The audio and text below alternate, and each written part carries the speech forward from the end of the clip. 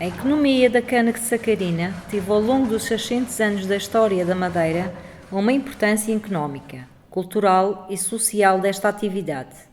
O seu legado, principalmente a nível monumental, e a sua estreita relação ao povoamento e desenvolvimento da Ilha da Madeira é visível um pouco por toda a ilha, mas em particular na cidade do Funchal. No entanto, até chegar à Madeira, a cana-sacarina fez uma grande viagem. Pensa-se que terá sido domesticada há cerca de 1200 anos na Papua Nova Guiné. A vertente sul da ilha, devido ao fato das comunicações entre os lugares serem mais fáceis, visto os terrenos terem menor declive e o mar não ser muito alterado, facilitou a localização dos primeiros povoadores da ilha. As primeiras socas da cana-de-açúcar aconteceram no Funchal, no Campo do Duque, terrenos que pertenciam ao infante Dom Henrique, em 1426. Não há certezas absolutas sobre a data em que elas foram introduzidas, sabe-se foram introduzidas por ordem do infante Dom Henrique e pensa-se, segundo alguns investigadores, que foi por volta de 1426, mas não há certeza sobre a data precisa da introdução. Segundo grande parte dos historiadores, aí já há uma maior unanimidade, é que o primeiro local onde se plantou cana-de-açúcar na Ilha da Madeira foi naquilo que é considerado Campo do Duque, que é um conjunto de terrenos que hoje são ocupados pela sede do Funchal, é aquilo que nós chamamos hoje a zona histórica da Sé. Em relação à origem da cultura, não existe consenso, podendo apontar distintas proveniências como Algarve, Valência e Sicília. A partir desta experiência, os canaviais foram levados para Machico, onde se fabricaram as primeiras 13 arrobas de açúcar, vendidas a 5 cruzados cada arroba. Foi também o infante, com o objetivo de promover a cultura, que permitiu que os povoadores construíssem engenhos para a elaboração do açúcar, sujeitando-se ao pagamento de 1/3 da produção. Portanto, era natural, quando chegaram cá os descobridores, e nós estávamos no Tristão a assumir a capitania, tinha que desenvolver uma das obrigações do cartão do notário, é precisamente desenvolver economicamente este espaço. E, inicialmente, Machico oferecia condições para isso, de tal forma que introduziu-se aqui o açúcar e os dias de leite, diz isso mesmo, deixou-se escrito, em que diz que foi em Machico que se vendeu e produziu o primeiro açúcar aqui na Madeira. Portanto, foi uma das formas de exploração económica do território. Depois, mais tarde, passou para o Funchal acabou por ter depois melhores condições no Campo do Duque, junto ali à Sé, para a produção do açúcar, e de Machico nós temos provas, através dos vestígios arqueológicos, que se produziu muito açúcar aqui em Machico. Por isso, grande parte das peças, dos capos que apareceram nas escavações arqueológicas, são fragmentos de formas de açúcar. Os primeiros engenhos em Machico, que transformaram a cana em pães de açúcar, que seriam exportados para toda a Europa, embora a capitania não reunisse as melhores terras para o cultivo da cana-de-açúcar, em 1494 fornecia 1/5 da produção regional. O primeiro engenho foi construído em 1452 por Diogo de Teive.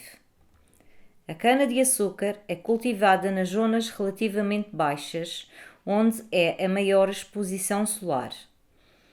A época de colheita inicia-se a meados de abril e prolonga-se até o mês de julho. Olha, vou cortar um bocadinho. Isto corta bastante.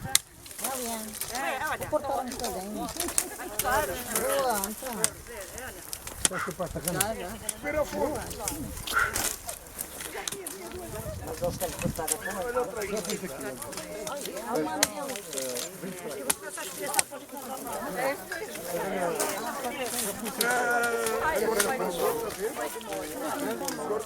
Corta. Não, já tenho um ema, A apanha da cana é um trabalho exigente, sobretudo em termos físicos. Por isso, os familiares, amigos e vizinhos juntam-se nos terrenos para acelerar os trabalhos. Nas horas de repouso, as pessoas aproveitam para cantar cantigas populares.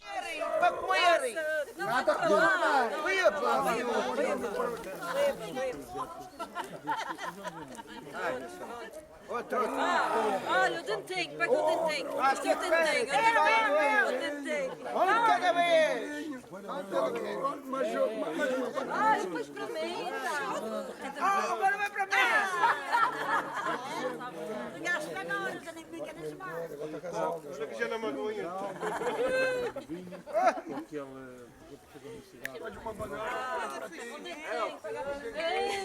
Outra! Você acaba de comer as toalhas. Primavera das flores, como esta não há. Primavera das flores. Só que fazer não vale. Agora tem que ser um copo cheio. Olha, uma bananinha aí.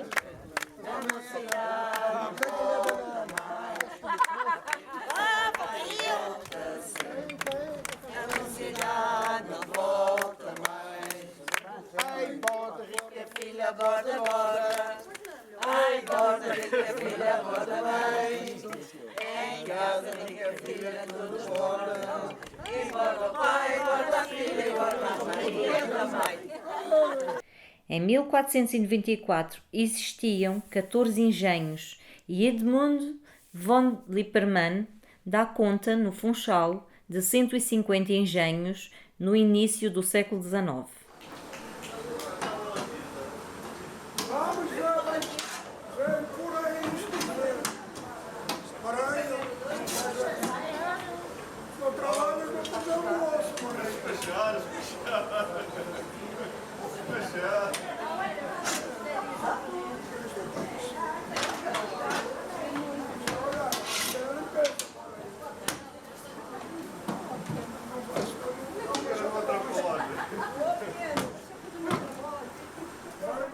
O açúcar da Madeira ganhou fama no mercado europeu.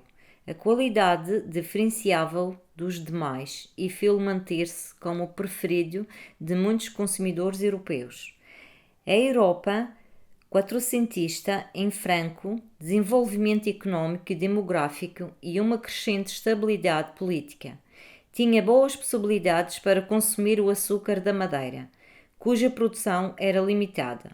Eu acho que o açúcar foi a galinha dos ovos de ouro, porque deu tudo o que nós não tínhamos. Porque vejam, a Madeira tem um problema muito grave em termos de exploração económica, que nós também não damos muitas vezes atenção. Eu não sei, mas devemos ser das regiões do globo onde os custos de produção são mais elevados. A dificuldade para definir o espaço arroteável, porque é devido à inclinação de muitas áreas. A questão do transporte, que ou fazia-se por mar, o mar também era muitas vezes agitado.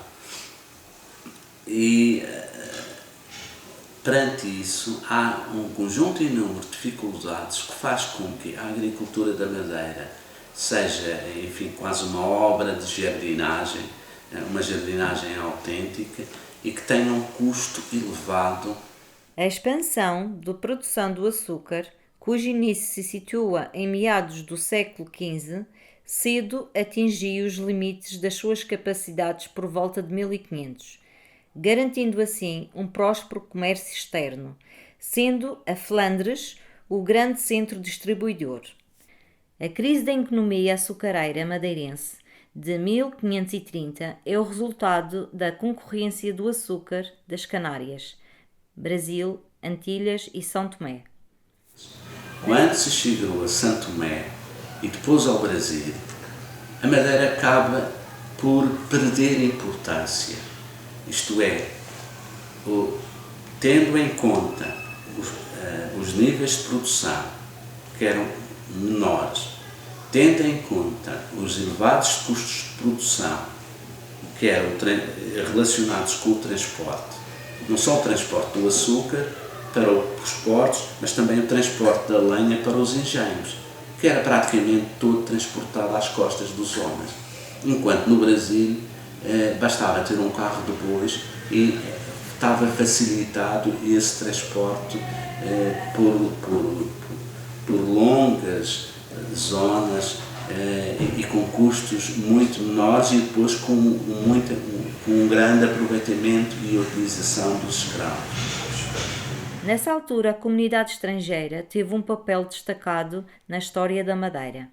Foram eles que criaram a rede de negócios que lançou a ilha aos principais mercados europeus e ajudaram a colocar de novo o arquipélago no comércio internacional, dando-lhe uma nova dinâmica. Toda esta atividade económica alertou em muito a vida social insular, principalmente com a vinda de escravos e de mercadores estrangeiros. O início da comercialização de açúcar é um conjunto de personalidades, de mercadores de várias origens, principalmente genoveses, da Flandres e de outros países da Europa, que tinham conhecimentos tanto da produção como da comercialização do açúcar. Alguns deles, só para citar, podemos falar, por exemplo, de João Esmeralda, da família Lomelino, dos Acioli, um conjunto de estrangeiros que alguns viveram em Portugal e outros vieram diretamente para a ilha e atribui-se a alguns destes mercadores o início da comercialização do açúcar. Pensa-se que provavelmente eles já conheceriam as rotas e já trabalhariam com o comércio do açúcar nos próprios países. O primeiro grupo, atraído pelo comércio do açúcar, o ouro branco, foi dominado por italianos, flamengos e franceses. Os italianos, em especial florentinos e genoveses, conseguiram, desde meados do século XV, implantar-se na Madeira como os principais agentes do comércio do açúcar, alargando depois a sua atuação ao domínio fundiário por meio da compra e de laços matrimoniais. O caso de João Esmeraldo, mercador de origem flamenga que terá chegado à ilha, recebe a Carta Régia. Um dos mais emblemáticos engenhos de açúcar na cidade do Funchal era a fábrica Winton. A família Winton ficou para a história como a autora da inovação. Em 1902, a fábrica Winton experimentou um novo sistema em ligação com Leon Naudet. Em 1900, existiam 45 fábricas de moer cana-de-açúcar. 16 trabalhavam a vapor e 33 à força motriz da água. Nos dias de hoje, os canaviais são reduzidos a áreas de plantação mais pequenas. Os engenhos são 4, com destaque para o engenho da Calheta, Engenho Novo da Calheta, do Porto da Cruz e do Ribeiro Seco. A indústria do aproveitamento da cana-de-açúcar labora a cana apenas para a produção de melaço e aguardente, tudo de forma mais reduzida e com novos métodos de trabalho.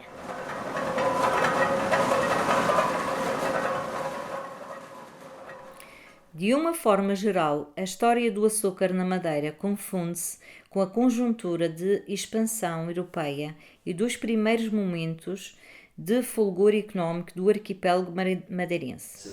Mas, acima de tudo, ele quando oferece uma pintura ou uma escultura à igreja ou à capela da sua devoção, ele está a pensar que está a fazer um pouco um jogo de troca. Eu dou isto, mas em volta eu vou receber a possibilidade de chegar ao céu, ao paraíso. E daí eu definir um pouco essa economia nomeadamente com o açúcar, mas também com o vinho isso acontece, como a economia do céu. Isto é, eu estou comprando o acesso ao paraíso. A sua presença é multissecular e deixou rastros evidentes na sociedade madeirense, com destaque para a Alfândega e a Sé do Funchal. Esta área é também designada por Cidade do Açúcar. Vários monumentos foram edificados a quanto desta prosperidade económica e os museus regionais guardam preciosas obras artísticas desse período. Especial destaque para uma das mais representativas coleções de arte flamenga que existe em Portugal, proveniente de Bourges, Malines e Antuérpia. A pintura e a orvesaria podem ser visitadas no Museu de Arte Sacra. Atualmente, o passado é aproveitado e valorizado através de roteiros turísticos. A questão de, hoje em dia, poderemos fazer um conjunto de roteiros que tenham como base a cana-de-açúcar. Recentemente, o Parlamento madeirense fez uma proposta para a criação de um conjunto de roteiros esses que nós, enquanto nos trabalhos que temos desenvolvido de investigação, temos proposto e têm sido feitos no âmbito também da história local. Nos cursos EFA, de Educação e Formação de Adultos, temos aplicado alguns desses roteiros e os roteiros que propomos é dois roteiros do açúcar no Funchal e roteiros do açúcar fora do Funchal. No Funchal propomos 2 roteiros diferentes, um deles será basicamente no Museu a Cidade do Açúcar e na Praça do Colombo, e terminaria com uma visita ao engenho ou à fábrica do Ribeiro Seco. O outro iniciaríamos no engenho do Winton, no antigo engenho do Winton, no Jardim de Santa Luzia. Depois sugerimos a visita ao Museu de Arte Sacra, à Sé do Funchal e à Alfândega. Depois propomos também aquilo que intitulamos como a Rota do Açúcar na Calheta. Também a expressão Rota do Açúcar acaba por ter sido adotada pela Câmara da Calheta para todos os anos fazerem a chamada Rota do Açúcar, e aqui propunhamos a visita à Igreja Matriz, ao engenho da Calheta, à zona do antigo engenho da Calheta e ao Hotel Sacarum, onde de forma muito interessante uma unidade hoteleira adotou toda a terminologia do açúcar e a sua decoração está muito ligada com o açúcar. Depois propunhamos também um roteiro na Ponta do Sol, no Porto da Cruz, em Machico, na Ribeira Brava. Estes serão então um conjunto de roteiros que se complementam uns com os outros e fazem com que o turista, o visitante, o local e as escolas tenham uma ideia mais específica daquilo que foi e será todo este mundo relacionado com a economia da cana-de-açúcar.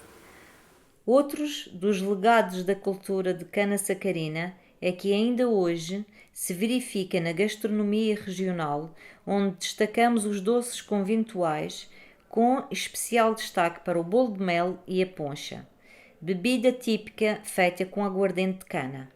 O ciclo económico do açúcar deixou um vastíssimo legado patrimonial de inigualável valor histórico, que nos ajuda a compreender melhor a história da região e mesmo do país.